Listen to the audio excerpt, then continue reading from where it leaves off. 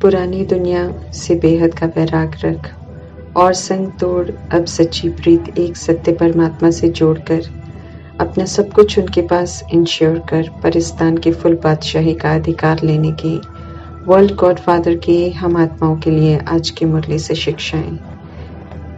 ब्राह्मण जीवन परमात्मा द्वारा मिला हुआ जीवन है। विश्व के मालिक ऑलमाइटी अथॉरिटी के हम बालक हैं और जब हम बालक बनते हैं तो उनके वर्षे के मालिक बन जाते हैं। ये स्मृति रहे तो ईश्वरीय नशे और खुशी में सदा रहेंगे। परमात्मा के बने हैं, उनसे पढ़ रहे हैं, पालना ले रहे हैं, तो ये कितना श्रेष्ठ भाग्य है। खुश नसीब बन गए हैं। श्रेष्ठ खुश नसीबी है कि हम भाग्यवान हैं। ये स्मृति खुशी का झूला है जिसमें परमात्मा कहते हैं कि झूलते रहो। सदा खुश नसीब रहने वाले सदा खुशी की खुराक भी खाते हैं, अर्थात रहते भी हैं, खुश रहते भी हैं और औरों को खुश करते भी हैं। खुशी का महादान देकर सभी को खुश नसीब बनाते हैं। खुशियों के सागर परमात्मा द्वारा मिला हुआ ब्राह्मण जीवन परमात्मा का श्रेष्ठ वरदान है। श्रेष्ठ ब्राह्मण जीवन अगर ईश्वरीय नियमों पर चलता है तो खुशी कभी कम हो नहीं सकती है। सुबह से लेकर रात तक जो नियम बने हैं सभी में आत्मा की खुशी समाई हुई है। खुशी की खुराक है परमात्मा का सत्य ज्ञान। ज्ञान द्वारा तीनों काल की समझ मिलती है। समझ मिलती है कि कर्म भोग हो या हिसाब किताब हो तो खुशी खुशी चुकतू करने से कर्ज उतर जाएगा, सजाओं से फ्री हो जाएंगे। गम की कोई बात ही नहीं है। सारा विश्व अपना परिवार है। सभी का भला चाहना है, सभी से संतुष्ट रहना है, सभी को दुआ देनी है, सभी को परमात्मा से जोड़कर खुशियां देना ही ब्राह्मण जीवन है। परिस्थिति अपने द्वारा किए हुए कर्मों का परिणाम है, इसलिए उन्हें देखकर विचलित हो अपनी शक्तियों को नहीं खोना है। परिस्थितियां हमारे लिए पेपर है। परिस्थितियां हिसाब किताब चुकतू कर सशक्त बनाने के लिए है। इसलिए जब कभी आए परमात्मा समझाते हैं कि सहनशील रहो तो परिस्थिति पार हो जाएगी। हिसाब चुकतू तो हल्कापन और मौज का अनुभव करते रहेंगे। सहनशीलता का गुण धारण नहीं करेंगे तो दुखी होते रहेंगे, खुद भी भारी रहेंगे और वायुमंडल को भी भारी कर देंगे। ऐसे में परिस्थितियां समाप्त नहीं होंगी, फिर आती रहेंगी जब तक हम सहनशील हो उन्हें पार न कर लें। आधा कल्प 2500 वर्ष परिस्तान, फिर आधा कल्प 2500 वर्ष कब्रिस्तान का खेल चलता है इस सृष्टि रूपी ड्रामा में। और हम आत्माएं रूपी एक्टर्स इस ड्रामा में 5 तत्वों का शरीर लेकर स्मृति और विस्मृति का पार्ट बजाते हैं। स्मृति है कि आत्मा है तो परिस्तान में है, विस्मृति है तो खुद को शरीर समझते हैं तो कब्रिस्तान में है। कब्रिस्तान नरक है, खत्म होना है, इसलिए परमात्मा कहते हैं कि इससे दिल नहीं लगाओ। दिल लगाएंगे तो उल्टे कर्म करेंगे और फिर निराश और दुखी होते रहेंगे। हम आत्माएं निराकार हैं। हम आत्माओं के पिता निराकार हैं। हम आत्माओं को सही मार्ग दिखाने के लिए सृष्टि रूपी ड्रामा में प्रवेश करते हैं। जैसे हम आत्माएं शरीर का आधार लेते हैं तो बोल पाते हैं, सुन सकते हैं, कर्म कर सकते हैं। शरीर रूपी इंस्ट्रूमेंट चाहिए बात करने के लिए। ऐसे ही हम आत्माओं को अज्ञानता की निद्रा से जगाने के लिए परमात्मा भी आधार लेते हैं, लेकिन खुद के लिए शरीर रूपी इंस्ट्रूमेंट नहीं लेते हैं क्योंकि वे जन्म मरण के चक्र से न्यारे रहते हैं। निद्रा से जगाने के लिए परमात्मा अज्ञानता में विस्मृत हो गई पूरे 5000 वर्ष के ड्रामा में पूरा पार्ट बजाने वाली कृष्ण की आत्मा को जो साधारण बन जाते हैं, दादा लेखराज के रूप में पार्ट बजा रहे होते हैं, सत्य की तलाश में होते हैं। परमात्मा उन्हीं के मुख का आधार लेकर उन्हें समझ का नेत्र देते हैं। आत्मा की स्मृति खुद का परिचय देते हैं, साक्षात्कार कराते हैं कि कैसे शुरू में वे कृष्ण थे और कैसे अब दादा लेखराज बने। पवित्रता की प्रतिज्ञा करवाकर ब्रह्मा नाम रखकर 83वें दादा लेखराज के पाठ को फुल स्टॉप लगवाकर 84वें ईश्वरीय जन्म की शुरुआत करते हैं और उनका नाम ब्रह्मा रखते हैं। जब भी परमात्मा में निश्चय होता है, पवित्रता की प्रतिज्ञा कर पुरानेपन को भूल श्रीमत पर चलने का इरादा पक्का करते हैं तो ईश्वरीय जन्म की शुरुआत होती है। पुराना जन्म बुद्धि से कैंसिल, अर्थात पुराने रीति रिवाज को हम यूज नहीं करते।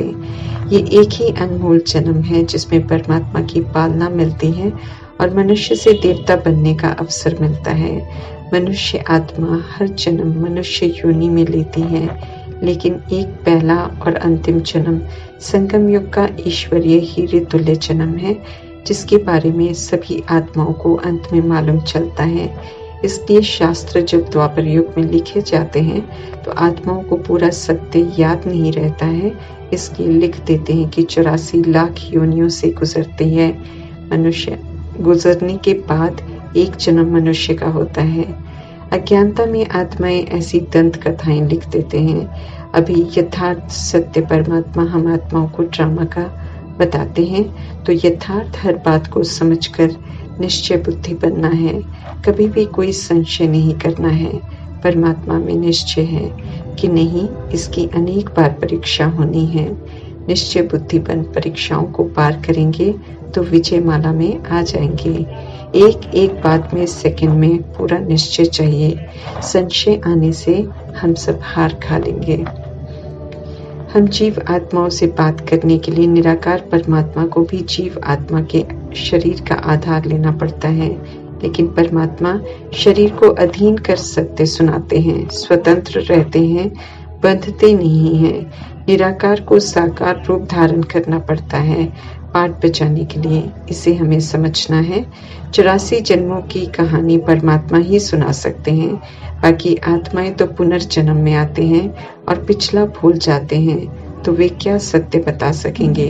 तीसरे समझ के नेत्र से समझना है हर बात को।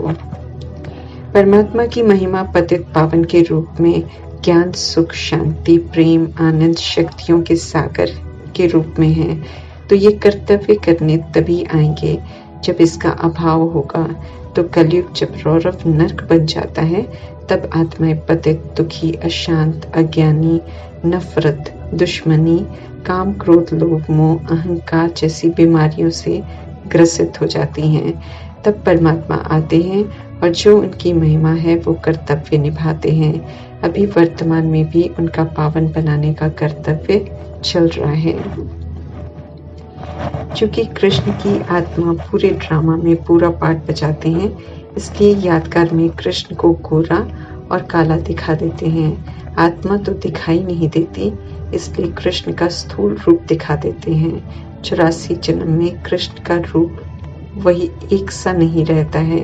पहले जन्म में सतो प्रधान कृष्ण हैं, संपूर्ण पवित्र हैं, तो गोरे हैं। फिर जितने जन्म लिए उसमें उनका नाम रूप बदलता जाता है। द्वापर युग से उनकी आत्मा में देह का भान आता है, तो भ्रिकुटी से नजर हटकर चेहरे की कर्मेंद्रियों की तरफ चली जाती है, तो आत्मा की शक्ति घटने लगती है, उसमें सांवरापन आना शुरू होता है। कलयुग में दृष्टि ही दैहिक हो जाती है। शरीर को परमात्मा इस समय सर्प कहते हैं, क्योंकि देह का अभिमान है, विकार है, सर्प डसता है। जब शरीर की तरफ दैहिक दृष्टि से देखते हैं तो रावण रूपी विकार की जायदाद काम करती है। देखने वालों की दृष्टि भी खराब हो जाती है, तो आत्माएं एक दूसरे को गिराने के निमित्त बन जाती हैं, काली बन जाती हैं, अर्थात पतित बन जाती हैं। अभी समझ देकर परमात्मा कहते हैं कि विकारों को छोड़ो तो आत्मा फिर से गोरी बन जाएगी। जब कृष्ण की आत्मा सांवरी या काली बन जाती है, तब उनका रूप साधारण होता है और नाम दादा लेखराज होता है। परमात्मा का सभी आत्माओं को फरमान है कि काम चिता से उतरकर ज्ञान चिता पर बैठो, तपस्या करो, योग अग्नि से काम चिता पर बैठकर किए हुए जन्म जन्मांतर के पाप कर्मों को भस्म करो और पवित्र बनो, स्वर्ग में जाने लायक बनो और स्वर्ग की स्थापना में मददगार बनो।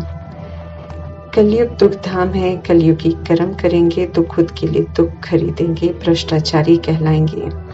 सतयुग सुख धाम है, ईश्वरीय नियमों पर चलेंगे तो अभी भी सुखी रहेंगे और भविष्य के लिए सुख खरीदेंगे, श्रेष्ठाचारी कहलाएंगे। एक निराकार परमात्मा से बुद्धि का योग जोड़ना है, क्योंकि इस समय सिर्फ परमात्मा ही सही मार्ग दिखा रहे हैं और कोई दिखा भी नहीं सकता है। औरों के साथ बुद्धि का योग जोड़ेंगे तो दुर्गति को पाएंगे। कब्रिस्तान में आत्माएं कब्र दाखिल हैं, अर्थात सत्य और असत्य में अंतर नहीं कर पा रही हैं, इसलिए उल्टे कर्म करते हैं, दुखी होते हैं। कब्रिस्तान में आत्माओं को आकर्षित करने की क्षमता है, इसलिए परमात्मा सत्य बताकर कलयुग से वैराग दिलाते हैं। वैराग होगा तो एक परमात्मा से बुद्धि का योग लगेगा, जो कि इस समय बहुत आवश्यक है। वर्ल्ड के गॉडफादर से वर्ल्ड का वर्षा लेना है। रुद्र ज्ञान यज्ञ से विनाश ज्वाला प्रज्वलित होती है, अर्थात जब सत्य ज्ञान से समझ मिलती है तो आत्मा अपने अंदर के विकारों से स्वयं को मुक्त करती है और फिर से संपूर्ण पवित्र बनती है।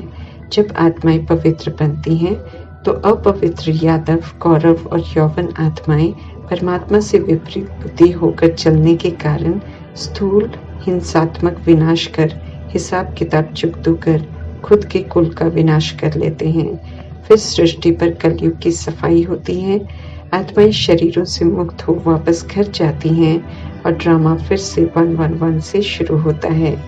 संगम युग में जो श्रीमत पर चल स्व का परिवर्तन करते हैं, स्वराज्य अधिकारी बनते हैं, सतयुग के लिए क्वालिफाई करते हैं, वे परमात्मा से सचखंड का वर्षा और पासपोर्ट लेकर सचखंड में 111 में प्रवेश करते हैं। सत्य परमात्मा इस समय सत्यनारायण की तीसरी की कथा, अमर कथा सुना रहे हैं मुरली के रूप में। जैसे जैसे हम मुरली पढ़ते हैं, सुनते हैं तो तीसरा नेत्र खुलता है, ज्ञान को अमल में लाते हैं तो साधारण से नारायण बनते हैं, अमर लोक का वर्षा परमात्मा से प्राप्त करते हैं।